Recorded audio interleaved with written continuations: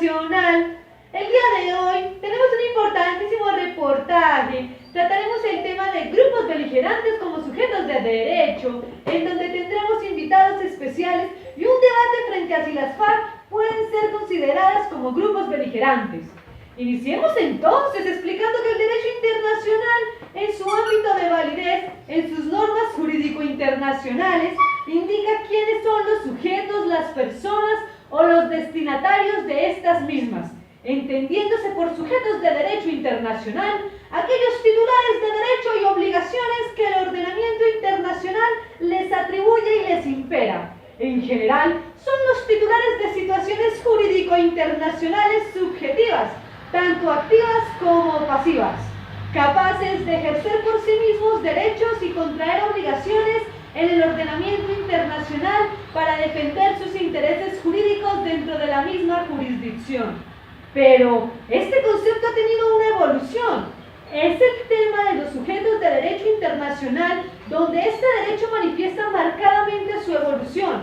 Hasta el siglo pasado, el Estado era considerado el sujeto por excelencia del derecho internacional, entendiendo como tal aquel a quien el derecho internacional atribuye un catálogo de derechos y obligaciones.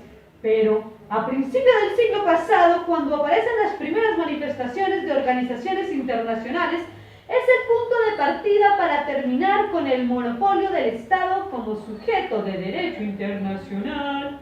Actualmente la gama de sujetos de derecho internacional es amplia y está en aumento. Dentro de estos, las organizaciones internacionales, la Cruz Roja Internacional, el individuo y las organizaciones beligerantes, entre otros.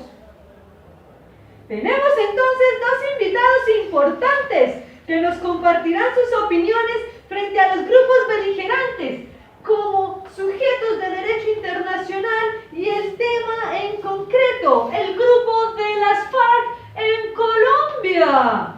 Con ustedes, William Rox, profesor de la Universidad de los Andes, y Melanie Hudson, profesora de la Universidad de Stanford. ¡Bienvenidos! Buenos días, muchas gracias por la invitación.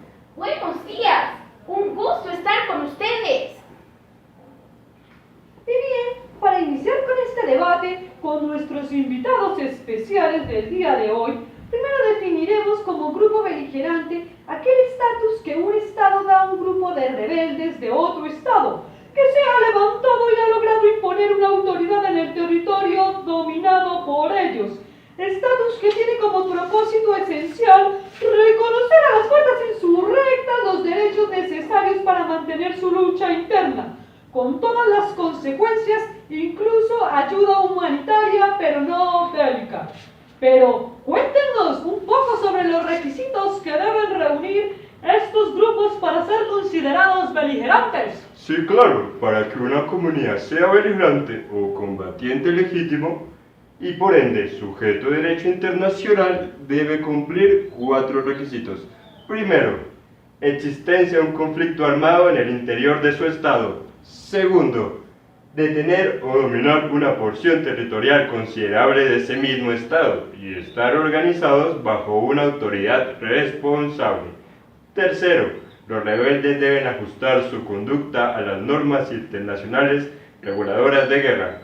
Y cuarto, que un Estado diferente reconozca a los rebeldes como beligerantes o combatientes legítimos. Oh, y señorita Melanie, ¿cuáles son los grupos que han cumplido estos requisitos que el doctor ha mencionado? Bueno, el reconocimiento de beligerancia apareció a partir del siglo XIX, cuando las colonias españolas en América se independizaron de la metrópoli. Los Estados Unidos les confirieron el reconocimiento de beligerancia en 1817. Posteriormente, en 1922, lo reconocieron como Estado. Igualmente, en el siglo XX, los países de la Comunidad Andina de Naciones consideró el reconocimiento de beligerancia al Frente Sandinista de Liberación de Nicaragua, reconocimiento que fue respaldado por la OEA. En 1981, México y Francia reconocieron al Frente Farabundo Martí de Liberación Nacional, al Frente Democrático Revolucionario de El Salvador Y ya.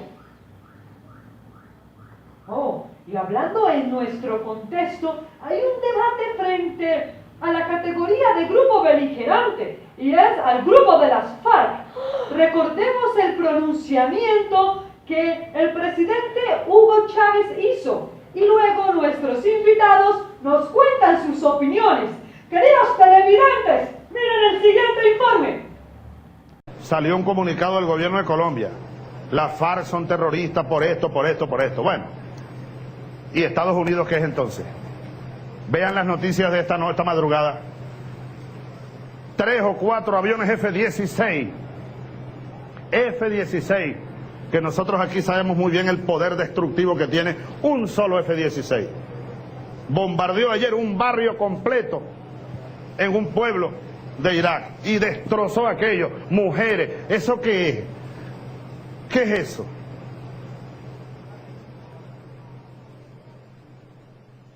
Si se llama a la FARC terrorista porque lanzaron una bomba, un explosivo, bueno, es lamentable, ¿no? Pero es una guerra. ¿Cómo llamar a Estados Unidos? Un estado hiperterrorista, destroza ciudades completas. Ah, no, pero allá sí van allá a rendir pleitesía. Oh, yes. ¿Qué cinismo, vale? ¿Qué cinismo? Lo que es bueno para el pavo es bueno para la pava.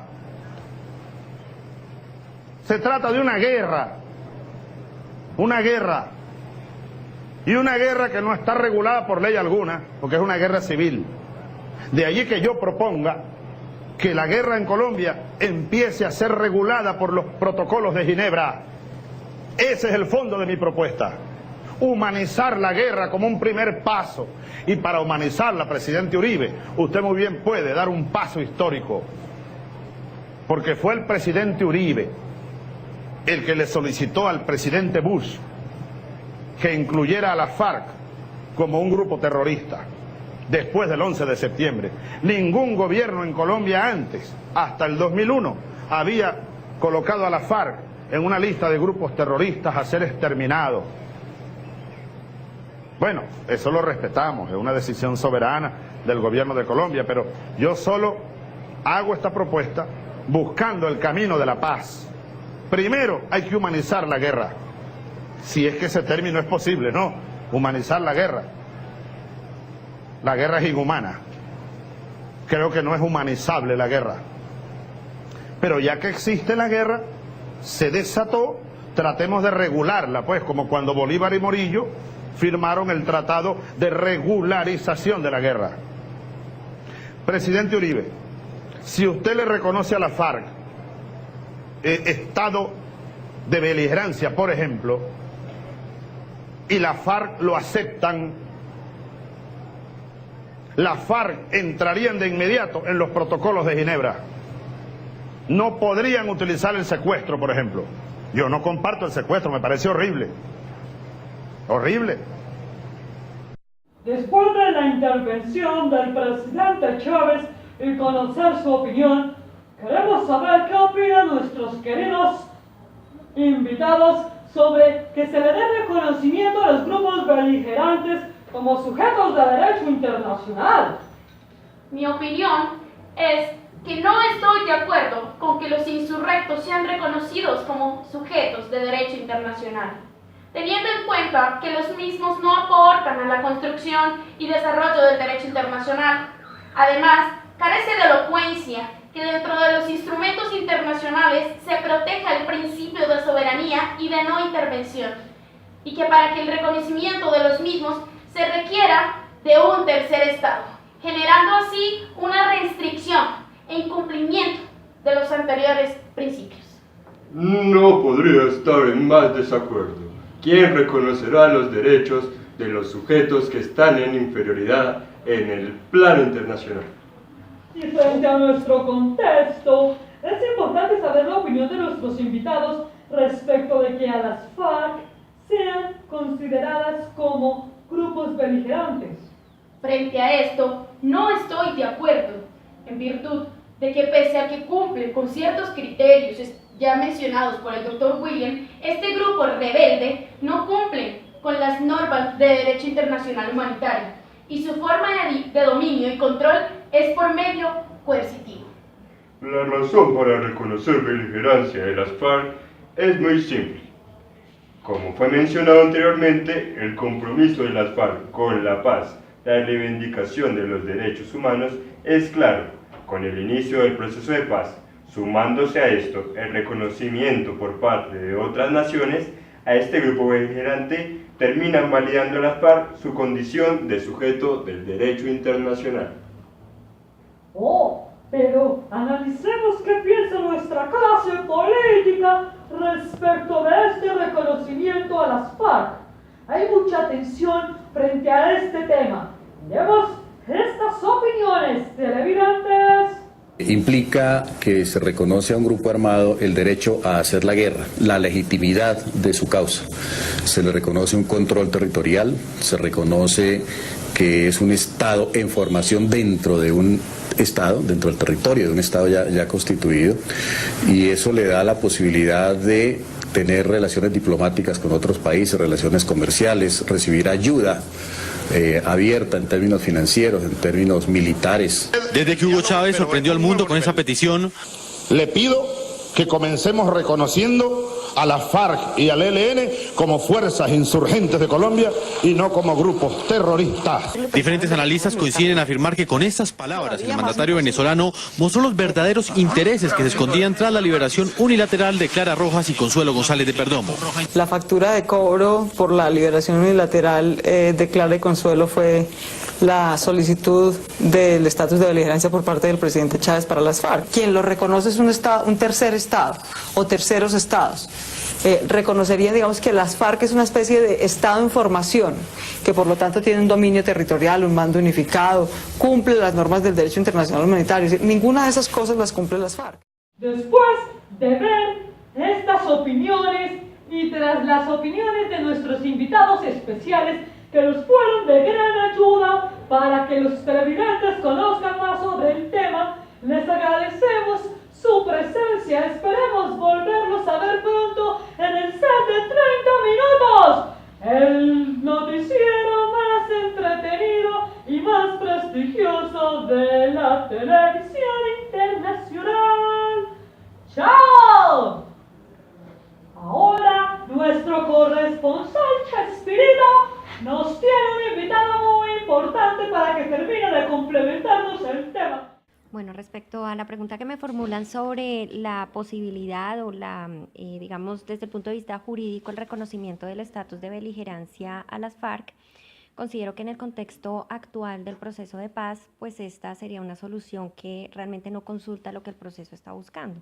El proceso de alguna manera reconoce la existencia de una visión política e ideológica distinta de las FARC, pero los trata de incluir dentro del debate democrático y por esa razón les concede pues una serie de garantías que les permitan participar en los procesos democráticos internos. Ya cuando se habla de un estatus de beligerancia, creo que eso era una discusión muy pertinente hace unos años, pero no en el estado actual en el que nos encontramos, porque hace unos años sí podíamos decir que con los procesos de paz previos y los intentos, por ejemplo, de Pastrana en relación con la zona de distensión, sí se suscitó mucho el debate sobre el cumplimiento desde la normatividad internacional del estatus de beligerancia de las FARC, básicamente pues el cumplimiento de los 4 requisitos, donde en su momento también se dijo que no era posible reconocérselos, y en eso estoy totalmente de acuerdo, por la inexistencia de un pleno cumplimiento de las normas del derecho internacional humanitario, que es un requisito sine qua non, no se puede avanzar en el reconocimiento de un estatus de beligerancia.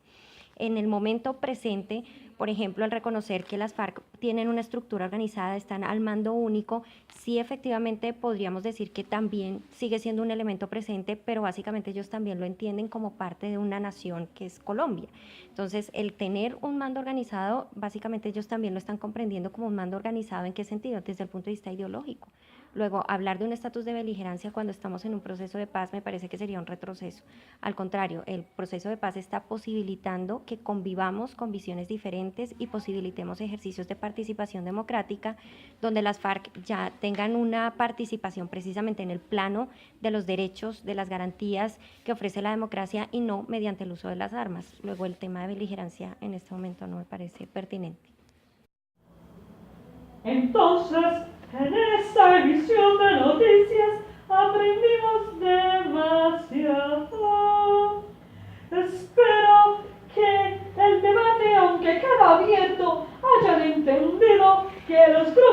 beligerantes han sido reconocidos por el derecho internacional y que esas consecuencias son muy importantes en todos sus ámbitos. Entonces, lo importante es analizar cada formalidad y cada caso concreto frente a cada grupo para determinar si éste cumple o no con los requisitos de beligerancia y así poder ser conocido en el plano del derecho internacional como sujeto de derecho internacional. Queda por decir que son varios los autores que opinan de una manera diferente. A continuación, el informe del tiempo. Una tormenta...